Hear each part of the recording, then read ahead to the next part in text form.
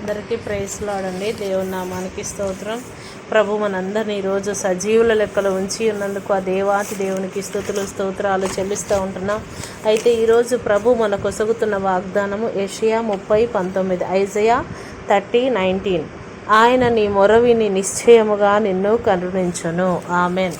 దేవుడు ఈరోజు మనందరితో చెప్తూ ఉన్నటువంటి మాట ఏంటంటే, నీవు ఎప్పుడైతే అడుగుడు మీకు ఒసగబడును, వెదకుడు మీకు దొరుకును, తట్టుడు మీకు తెరవబడునని దేవుడు చెప్పి ఉన్నాడు.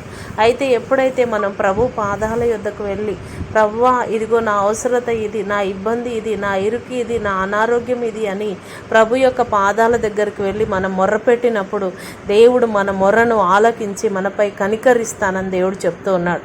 ఆనాడు గుడ్డివాడైన భర్తమయ్యి, మరి దావీదు కుమారుడా నన్ను కరుణించయ్యా అని మొర్రపెట్టినప్పుడు ప్రభు ఆలకించినట్లుగా చూస్తూ ఉన్నాం. అయితే ఈరోజు దేవుడు మరి మీరు ఏదైతే అడుగుతున్నారో దాన్ని మీకు అనుగ్రహిస్తానని చెప్తున్నాడు. కాబట్టి ఈ వాగ్దానం మనందరి జీవితంలో నెరవేర్చబడాలని ప్రార్థన చేసుకుందాం.